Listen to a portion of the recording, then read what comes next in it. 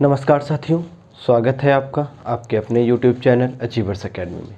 हम लोगों ने पिछली क्लास में कुछ प्रस्तावों के बारे में देखना प्रारंभ किया था, जिसमें से हमने लास्ट में कटौती प्रस्ताव के बारे में देखा। कटौती प्रस्ताव में हम लोगों ने देखा आर्थिक कटौती क्या होती है, सांकेतिक कटौती क्या होती है और नीतिगत कटौती क्या होती है। तो उसके आगे जो प्रस्ताव बचे हैं उनको पढ़ते हुए आज हम लोग फंड्स के बारे में देखेंगे। तो सबसे पहले जो हमारा कुछ टॉपिक का हिस्सा बच गया था उसको पढ़ लेते हैं। तो जो बचा है उसमें से समापन प्रस्ताव है। समापन प्रस्ताव क्या होता है?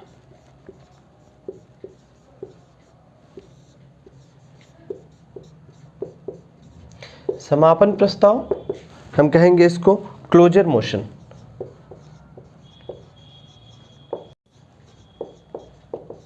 देखिए ये क्या होता है, इसके द्वारा ये किया जाता है कि जब किसी विधेयक पर चर्चा हो चुकी होती है तो उस चर्चा को समाप्त करके प्रस्ताव को पारित किया जाता है। तो हम यहाँ पर कहेंगे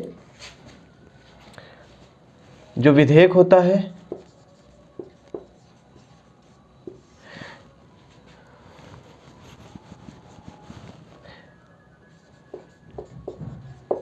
विधेयक पर होने वाली चर्चा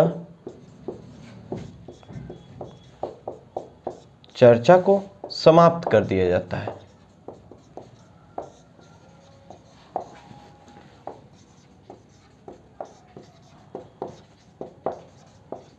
अब देखिए किसी विधेयक पर चर्चा हो रही होती है, अगर चर्चा लगभग पूरी होने वाली होती है या लगता है समय कम हो रहा है उस विषय पर चर्चा करने के लिए, तो ये समापन प्रस्ताव लाया जाता है। तो समापन प्रस्ताव के द्वारा विधेयक पर होने वाली चर्चा को समाप्त कर दिया जाता है। और इसको हम देखेंगे तो क्लासिफाई करेंगे तो ये 4 प्रकार का प्रस्ताव होता है। समापन प्रस्ताव हम इसको एक फिगर के माध्यम से समझ लेंगे। समापन प्रस्ताव 4 प्रकार का होगा। 4 प्रकार में कौन कौन? साधारण समापन आएगा, अनुभाग समापन आएगा, गिलोटिन समापन आएगा और कंगारू समापन आएगा। तो चारों को हम डिटेल में देखेंगे। सबसे पहले साधारण समापन की बात करते हैं। इसी में पहला है साधारण समापन।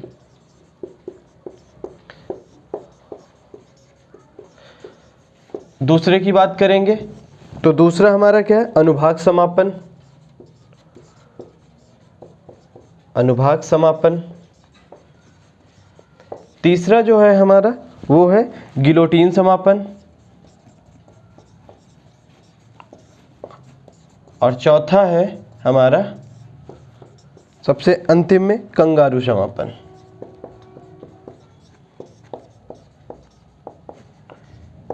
तो सबसे पहले हम स्टार्ट करते हैं साधारण समापन क्या होता है। साधारण समापन ये होता है सामान्य तरीके से जब किसी विधेयक पर या प्रस्ताव पर चर्चा जो चल रही होती है वो समाप्त हो जाती है तो उसके बाद उस प्रस्ताव को समाप्त कर दिया जाता है। तो हम कहेंगे कि ये है क्या? हम कहेंगे पर्याप्त चर्चा को आधार बनाते हुए, पर्याप्त चर्चा को आधार बनाकर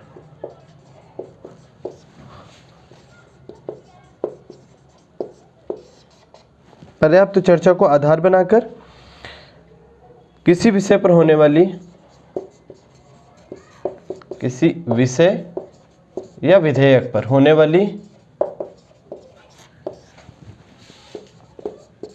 वाली चर्चा को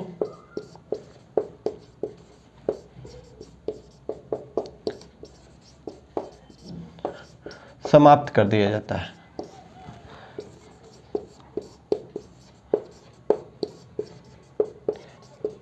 इसे हम क्या कहते हैं? साधारण समापन कहते हैं। अनुभाग समापन क्या कहते हैं? अब मान लीजिए कोई विधेयक अत्यधिक लंबा है, बहुत बड़ा है, तो अगर खंडसा उसके मतलब एक एक धारा पर अगर हम डिस्कशन करेंगे, चर्चा परिचर्चा करेंगे, तो उसमें हो सकता है पूरा का पूरा सत्र निकल जाए। अब सत्र में आप समझते हैं कि एक एक महीने का टाइम ही होता है। बजट सत्र, मानसून सत्र और शीतकालीन सत्रों में हम लोगों ने देखा। तो अनुभाग समापन एक ऐसी प्रक्रिया है कि जिसमें प्रत्येक धारा पर अलग अलग बहस करने की बजाय, प्रत्येक धारा पर अलग अलग बहस करने की बजाय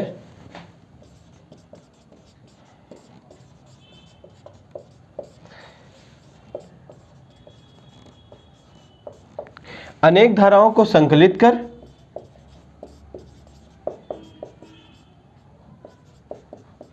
अब मान लीजिए कोई प्रस्ताव है, मैंने बताया कि जब बहुत बड़ा है तो उसकी 10-10, 5-5 धाराओं को एक पार्ट में करके उस पर डिस्कशन कर लिया जाए। तो प्रत्येक धारा पर अलग अलग बहस करने की बजाय अनेक धाराओं को संकलित कर एक साथ चर्चा करके समाप्त किया जाए। एक साथ चर्चा करके समाप्त कर दिया जाए।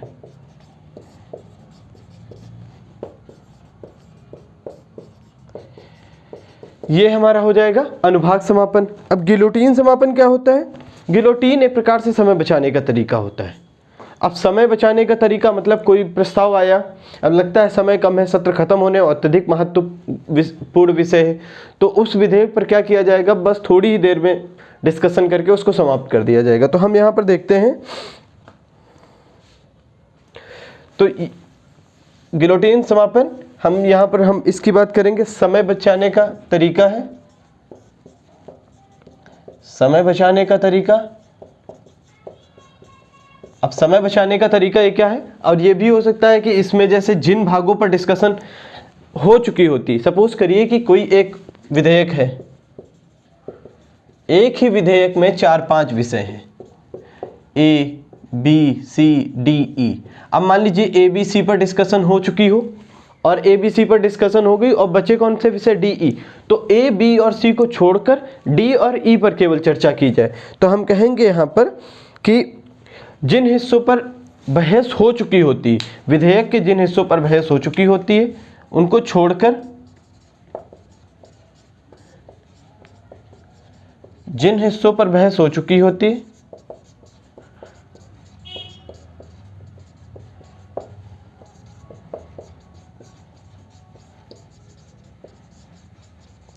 उनको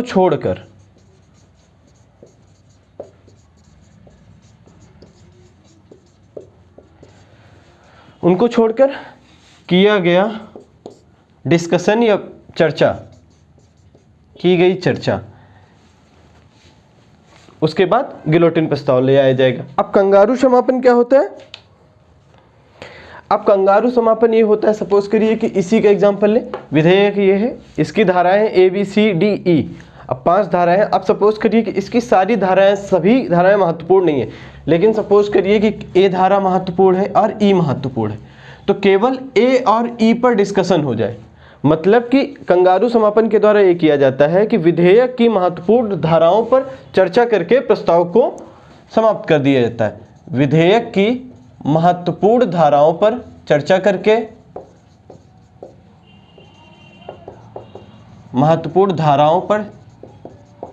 करके विधेयक को समाप्त कर दिया जाता है।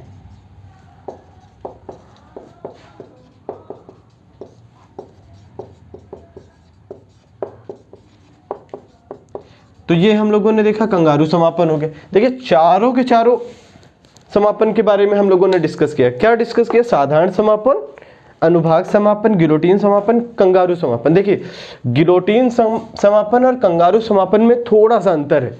अब इसमें केवल ये है कि जिस विधेयक के जिस विषय पर या जिस धारा या भाग की चर्चा हो गई होगी उस पर डिस्कशन नहीं होगा, रिमेनिंग जो बचा हुआ पार्ट होगा उस पर डिस्कशन होगा। लेकिन कंगारू समापन में क्या है? कंगारू समापन में केवल महत्वपूर्ण धाराओं पर ही चर्चा की जाएगी, लेकिन जो और सारे विषय होंगे उनको छोड़ दिया जाएगा। उसके बाद उस प्रस्ताव को पारित करा दिया जाए, सदन में जो वोटिंग के लिए ले आया जाएगा। तो ये हमारे कुछ समापन प्रस्ताव रहे। अब हम यहाँ पर आर्टिकल 107 से संबंधित कुछ मुद्दे हैं जो महत्वपूर्ण है, जिसमें कंफ्यूजन होता है, हम उनको देख लेते हैं। आर्टिकल 107 से संबंधित है क्या? देखिए सपोज करिए कोई विधेयक है, लोकसभा में लाया गया और लोकसभा से पारित हो गया और उसी समय लोकसभा भंग हो जाए तो उस विधेयक का क्या होगा? अब सपोज करिए कोई विधेयक राज्यसभा से लाया गया, राज्यसभा में डिस्कशन हो गई और डिस्कशन होने के बाद लोकसभा भंग हो गई, तब उस विधेयक का क्या होगा? या अगर हम कहें कि जैसे राज्यसभा लोकसभा दोनों के द्वारा डिस्कशन हो गई हो और उसके बाद जो हमारी लोकसभा है उसका भंगीकरण हो जाए, मतलब वो भंग हो जाए, तब क्या होगा। तो कुछ इस तरीके के जो क्वेश्चन उठते हैं जहां से आते हैं, तो हम आर्टिकल 107 के अंतर्गत इन सारी चीज़ों को डिस्कशन कर लेते हैं एक बार में, एक ही जगह कंपाइल्ड हो जाएगा। आप लोग नोट करना चाहें तो नोट कर सकते हैं, और सुन के याद करना चाहें तो सुन के याद कर लीजिए। तो हम ये पूरा का पूरा टॉपिक जो होगा हमारा यहाँ से हो जाएगा। तो हम आर्टिकल 107 से संबंधित चीज़ें हम देखते हैं।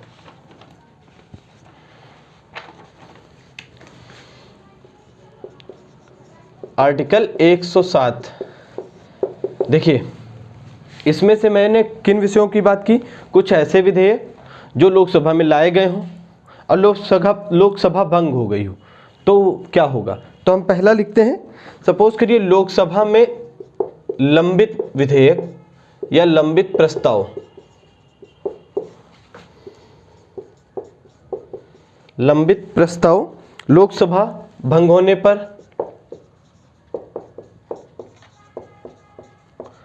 पर व्यपगत हो जाएंगे,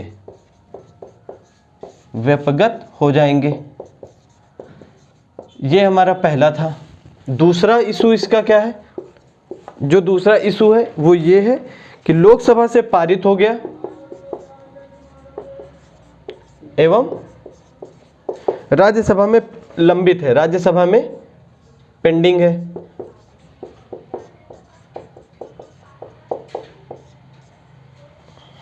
राज्यसभा में लंबित है। तो आप सपोज करिए कि लोकसभा भंग हो गई, तो प्रस्ताव भी व्यपगत हो जाएगा। इसके साथ साथ देखें तीसरा, आप सपोज करिए कि लोकसभा से पारित हो गया और राज्यसभा से भी पारित हो गया और राष्ट्रपति के पास पहुंचा है,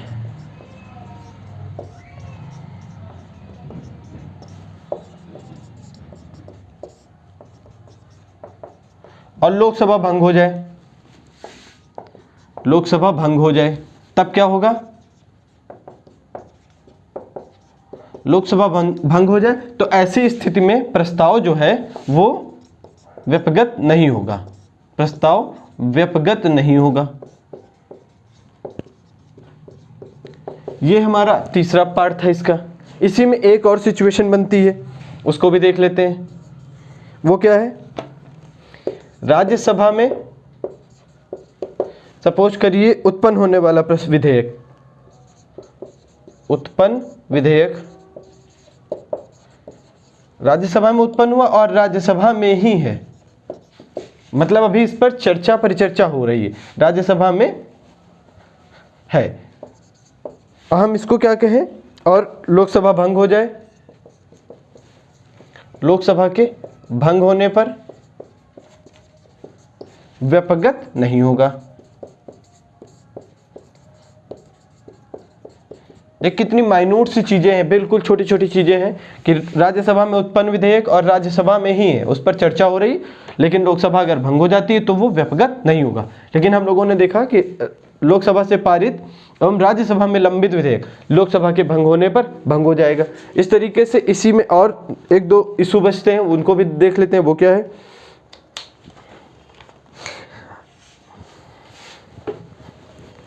अब सपोज करिए कि कोई विधेयक पारित हो गया लोकसभा राज्यसभा दोनों से, और राष्ट्रपति उसे पुनर्विचार के लिए वापस भेजे, और सपोज करिए लोकसभा भंग हो जाए। ऐसी स्थिति में क्या होगा, ऐसी स्थिति में ये होगा कि जो प्रस्ताव है वो व्यपगत नहीं होगा। ये भी महत्वपूर्ण है। यानी कि हम यहाँ पर इसको अगर समरी करना चाहें तो हम लिख सकते हैं कि राष्ट्रपति के द्वारा पुनर्विचार हेतु लौटाया गया प्रस्ताव लोकसभा के भंग होने पर व्यपगत नहीं होगा।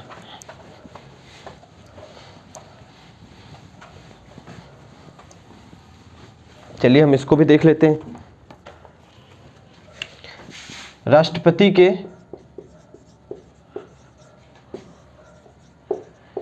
पुनर्विचार हेतु लौटाया गया प्रस्ताव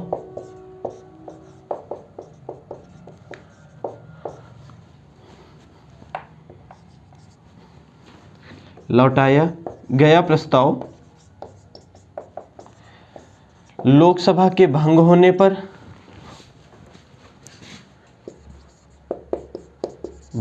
पर व्यपगत नहीं होगा।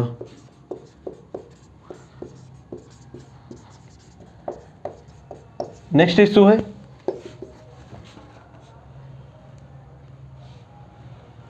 अगर विधेयक, आप सपोज करिए कि कोई विधेयक है, राष्ट्रपति को लगा कि ये महत्वपूर्ण विषय है। आप सपोज करिए कि राष्ट्रीय सुरक्षा से संबंधित कोई विषय, और राष्ट्रपति साहब को ये लगता है कि ये विधेयक जो है वो महत्वपूर्ण है, इस पर संयुक्त बैठक होनी चाहिए। तो अगर कोई विधेयक है जो लगता है राष्ट्रपति को संयुक्त बैठक होनी चाहिए, ये राष्ट्रपति के द्वारा संयुक्त बैठक, और संयुक्त बैठक में चर्चा होनी चाहिए, और इसी समय लोकसभा के भंग होने पर क्या ये प्रस्ताव या विधेयक क्या होगा, व्यपगत होगा कि नहीं होगा? प्रस्ताव व्यपगत नहीं होगा, या विधेयक व्यपगत नहीं होगा।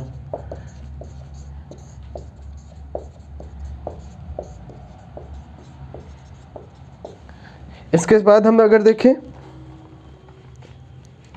अगर सत्र समाप्त हो जाए, सपोज करिए कि कोई विधेयक है लोकसभा में चल रहा है, और सत्र की समाप्ति हो जाए, सत्र की समाप्ति तब क्या होगा?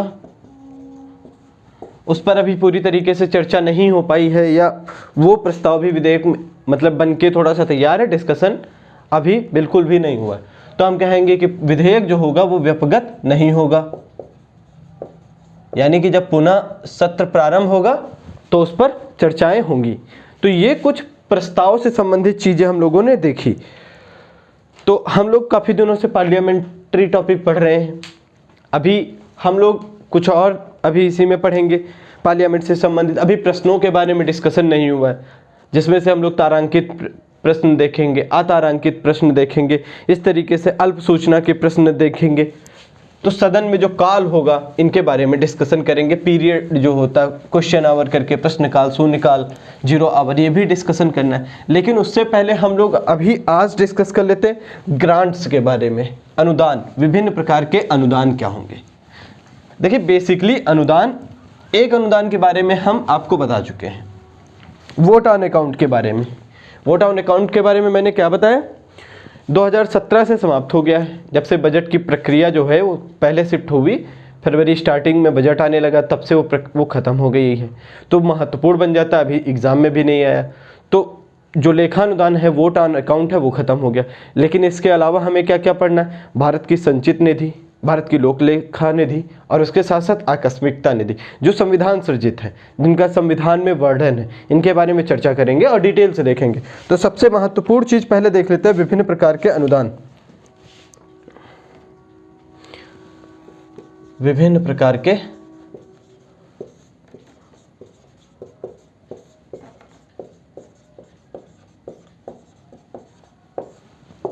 अनुदान को ग्रांट्स कहा जाएगा। अब देखिए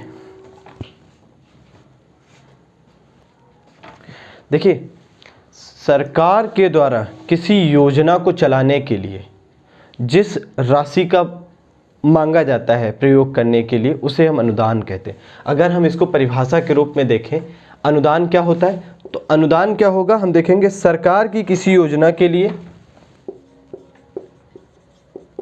सरकार की किसी योजना के लिए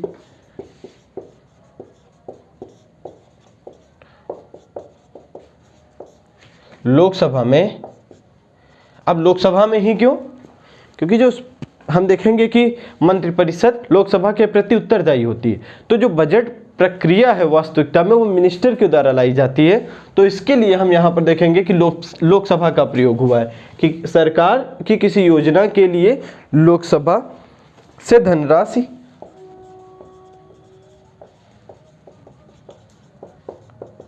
स्वीकृत करने के लिए जिस प्रक्रिया का प्रयोग किया जाता है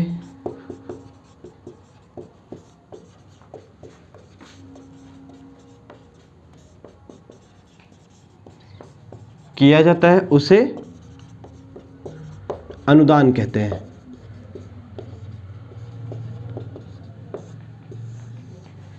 उसे अनुदान कहते हैं। हमने अनुदान के बारे में बात की। अनुदान मुख्यतः 4 होते हैं, वोट ऑन अकाउंट, उसके साथ साथ आकस्मिकता निधि, संचित निधि और लोकलेखा निधि। हम इन चारों को देख लेते हैं, पहले एक एक को डिस्कस करते हैं। पहले हम बात करते हैं लेखानुदान की। लेखानुदान क्या होता है, जो हम पहले पढ़ चुके हैं, बस उसको एक समराइज कर दें। हम देखेंगे कि लेखानुदान जो है वो 2017 से प्रचलन में नहीं है। अब प्रचलन में क्यों नहीं है उसका रीजन हम बता चुके हैं, क्योंकि जब बजट पहले शिफ्ट हो गया है तो जो सरकार को आवश्यकता होती थी वोट ऑन अकाउंट की, उसकी प्रक्रिया खत्म हो गई। तो हम लेखानुदान की बात कर रहे हैं। वोट ऑन अकाउंट,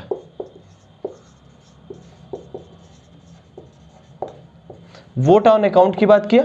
हम क्या कह रहे हैं इसमें, 2017 से प्रचलन में नहीं है।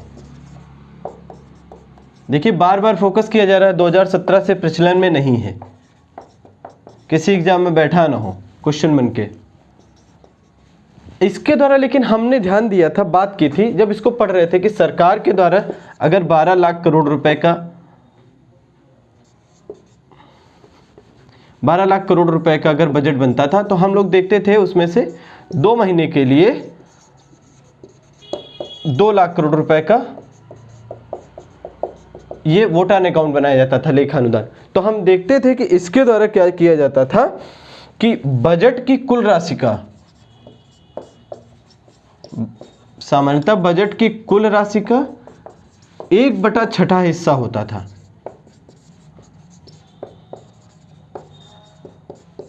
जो वर्तमान में नहीं है।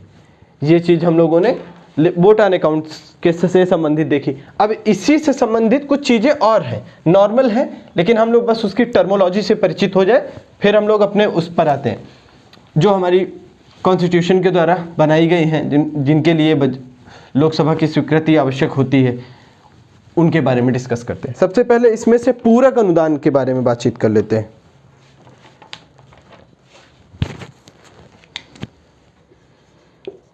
पूरक अनुदान,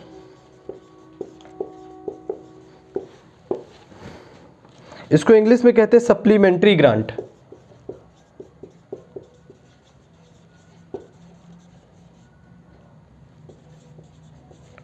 सप्लीमेंट्री ग्रांट देखिए ये है क्या। अब जब सरकार को किसी प्रचलित वित्तीय वर्ष में, वित्तीय वर्ष के बारे में बात किया था 1 अप्रैल से 31 मार्च। अब सपोज करिए कि बजट में 25 या 24 लाख करोड़ रुपए का प्रावधान किया है।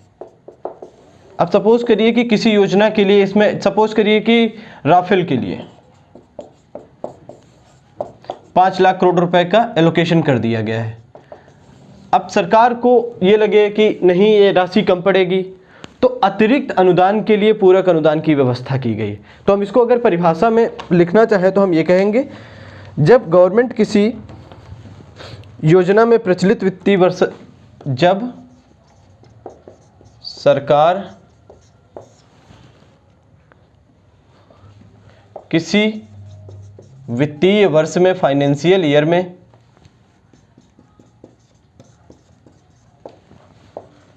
प्रचलित योजना में धन कम पड़ जाए,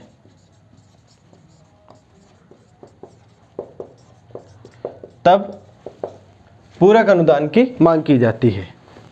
तो ये पूरक अनुदान के बारे में रहा। इसी में अगर हम अतिरिक्त अनुदान के बारे में देख ले, क्या होता है अतिरिक्त अनुदान, भी एक टर्म है, एक्सेस ग्रांट बोलते हैं इसको। अब एक्सेस ग्रांट क्या है, अब मान लीजिए कि किसी योजना के लिए 1000 रुपये मांगे थे। अब सपोज करिए मनरेगा है, मनरेगा के लिए 1000 रुपये मांगे कि 1000 रुपये हमको एक वित्तीय वर्ष के लिए चाहिए, लेकिन कोरोना जैसी स्थिति विकट बन गई। अब बजट बढ़ा के उनको 5000 अगर करना पड़े, अब बजट कैसे बढ़ेगा। अब कोरोना जैसी स्थिति में सरकार का काम क्या होता है, सरकार का काम होता है कि कल्याणकारी योजनाएं चलाना, कल्याणकारी योजनाएं चलाना होता है। अब कल्याण कब होगा, जब लोग भूखों नहीं मरेंगे। तो उसके लिए प्रयास ये किया जाएगा कि जो लोग माइग्रेट करके अपने अपने घरों में पहुंच गए हों उनको रोजगार उपलब्ध करा दिया जाए। तो इसके लिए ये अतिरिक्त अनुदान की व्यवस्था की गई है। तो अतिरिक्त अनुदान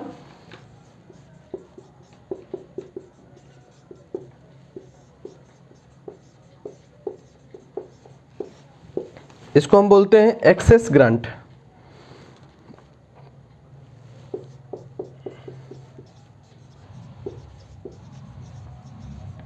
एक्सेस ग्रांट क्या है? यदि किसी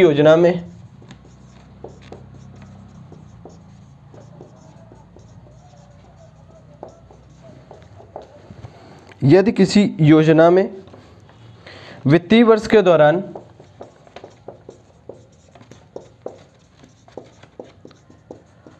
स्वीकृत राशि से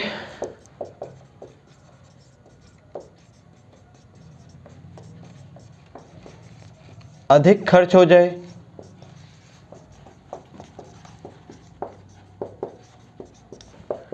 तो उसकी पूर्ति के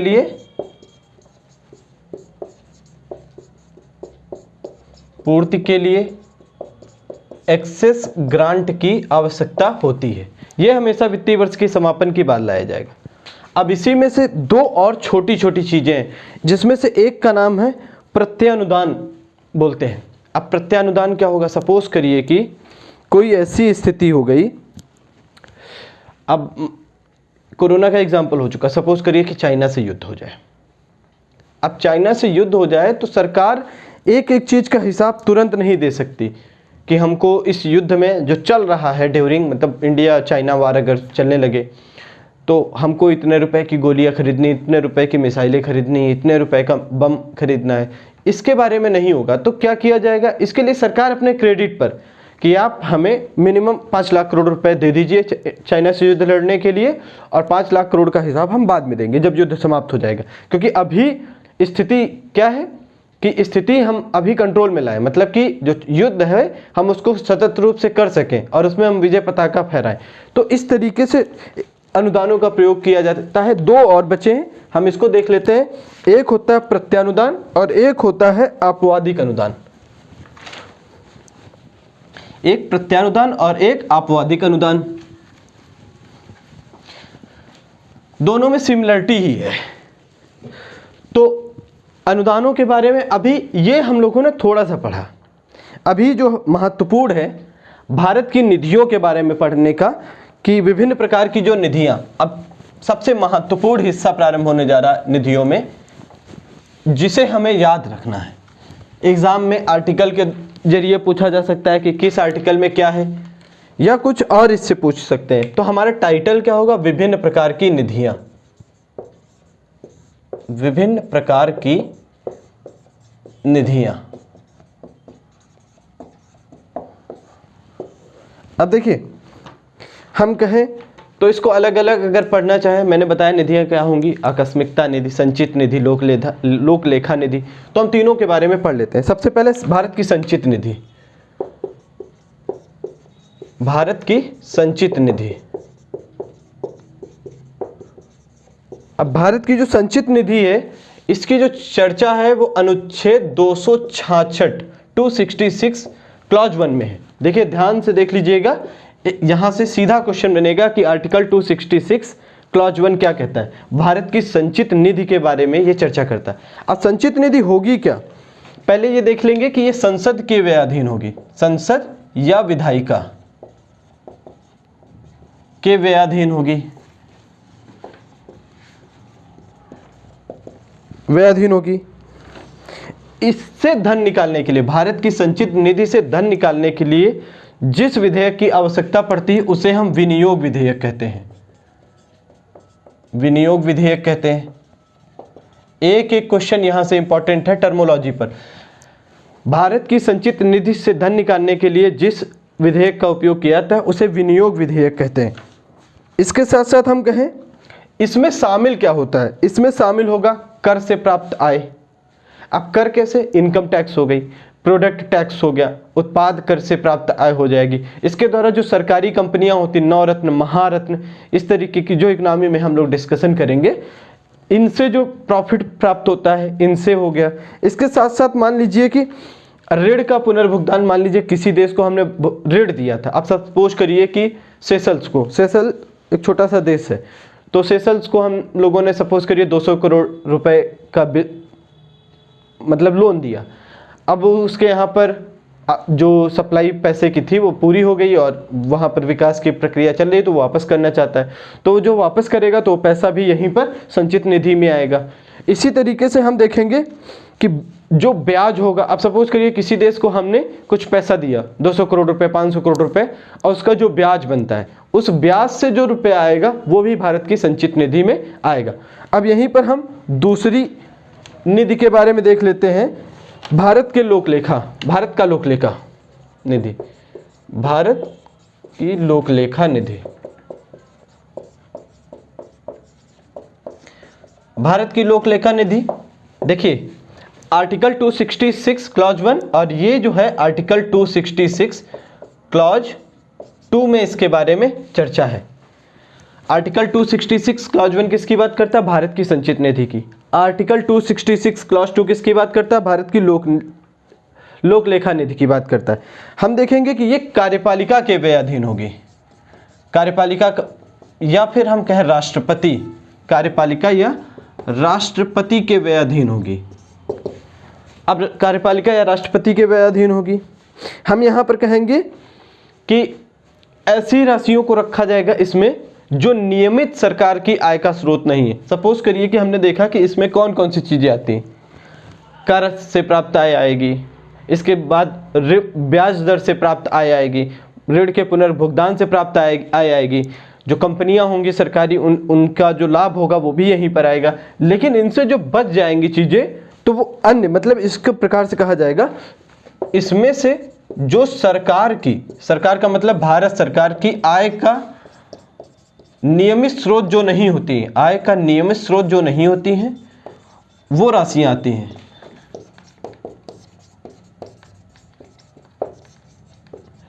वह राशियां आती हैं।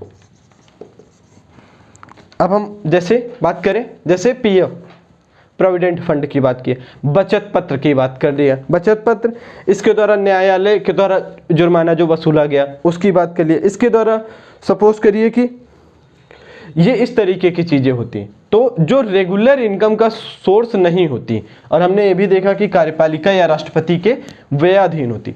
हम ये जो प्रणाली है ये केवल 3 देशों में, भारत की लोक लेखा निधि ये केवल 3 देशों में पाई जाती है। कौन कौन से देश? भारत और अपना पड़ोसी जो कभी शांत बैठता नहीं, पाकिस्तान, और उसके साथ साथ नेपाल जो इतने समय बहुत उछल रहा है, जिसके पैर कुचलने हैं। ये 3 देशों में भारत की लोक लेखा निधि पाई जाती है। तो ये 2 प्रकार की निधियां जो आर्टिकल 266 क्लॉज 1 और 266 क्लॉज 2 में डिस्कशन कर ली। अब हम बात कर लेते हैं भारत की आकस्मिकता निधि। अब भारत की आकस्मिकता निधि क्या होगी? आर्टिकल 267 में इसका डिस्कशन है। Contingency fund of India,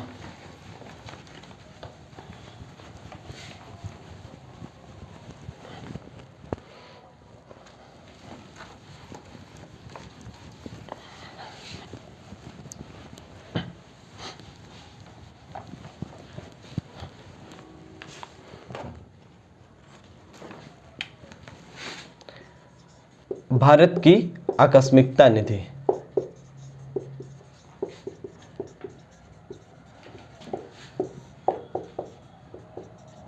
contingency fund of India,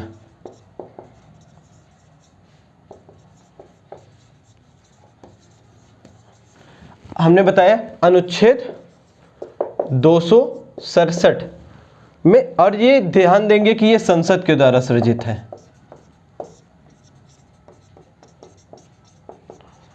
संसद के द्वारा सृजित। और भारत का लोक लेखा देखेंगे संविधान सृजित था। वहां पर भूल गए एक पॉइंट ऐड कर लीजिए कि भारत का जो लोक लेखा है वो क्या कहते हैं, उसको संविधान सृजित है। तो आर्टिकल 267 में भारत की आकस्मिकता निधि पाई जाती। इसमें क्या है, इसका जब प्रारंभ किया गया था तो 50 करोड़ रुपए से इनिशियल फंड था, लेकिन वर्तमान समय में देखेंगे 500 करोड़ रुपए।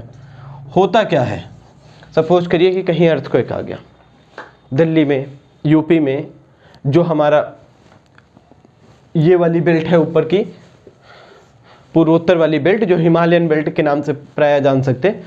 यहाँ पर हम जानते हैं कि दो प्लेटों में अभिसरण के कारण जो है वो भूकंप कॉमन बने रहते हैं, भारतीय प्लेट और यूरोपीय प्लेट के। तो अब सपोज करिए कि दो प्लेटें जो विपरीत दिशा में चल रही हैं, जिनकी गति हो रही है, तो जब वो टकराएंगी तो वहाँ भूकंप की स्थिति सामान्य रहेंगी। तो हम देखते हैं कि अगर भूकंप आ जाए, बाढ़ आ जाए, अचानक से कहीं बाढ़ आ गई, या नेचुरल बाढ़ भी हो सकती है, पानी ज़्यादा बरस गया, कहीं पर सूखा हो सकता है, इस तरीके की चीज़ें जो हो जाएंगी। और सपोज करिए कि अब संचित निधि से पैसा निकालने के लिए बहुत दिक्कत है, आपको लोकसभा में बिल लाना पड़ेगा, यानी कि विधेयक लाना पड़ेगा, उसके बाद वो पास आउट होगा तब पैसा निकलेगा। तो ऐसी व्यवस्था की गई है कि तुरंत का तुरंत काम प्रारंभ हो जाए। तो ये संसद के द्वारा सृजित कर दिया गया कि आकस्मिकता निधि 500 करोड़ रुपए प्रधानमंत्री जी जहाँ चाहें का मतलब आपदा से संबंधित है, आपदाओं से संबंधित है, ये वहीं पर खर्च होगा। तो हम यहाँ पर ये चीज़ें देख सकते हैं। तो ये जो है वो कार्यपालिका यानी कि राष्ट्रपति या कार्यपालिका के व्यय अधीन है।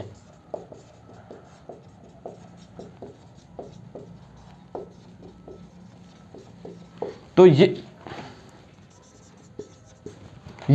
आज हम लोगों ने विभिन्न प्रकार की निधियां पढ़ ली। नेक्स्ट लेक्चर में हम लोग प्रश्न काल के बारे में पढ़ेंगे, जो क्वेश्चन आवर होते हैं, संसद के जो काल होते हैं, क्वेश्चन आवर जो होते हैं, शून्यकाल, प्रश्नकाल, ये इसेक्टा, इनके बारे में डिस्कशन करके हम फिर भाग 5 में पहुंचेंगे, जिसमें से सुप्रीम कोर्ट, उच्चतम न्यायालय की चर्चा की गई है, सुप्रीम कोर्ट के बारे में देखेंगे। धन्यवाद दोस्तों।